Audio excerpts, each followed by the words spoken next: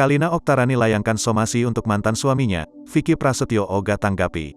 Kalina akan melayangkan somasi usai Vicky Prasetyo menuding dirinya berselingkuh sebelum bercerai.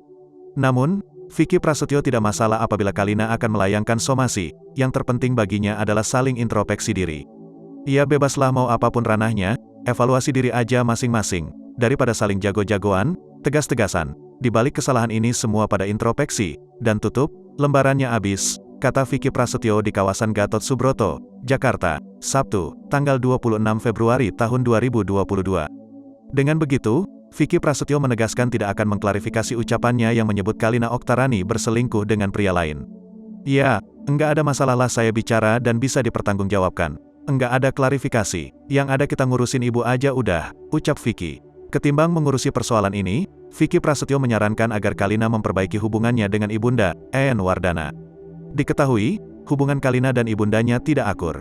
Mendingan urusin aja ibunya, kasihan, bawa ke rumah sakit, pulang udah, tutur Vicky. Sebelumnya, Vicky Prasetyo menuding Kalina Oktarani berselingkuh dengan pria sebelum mereka bercerai. Akan tetapi Kalina Oktarani membantah kabar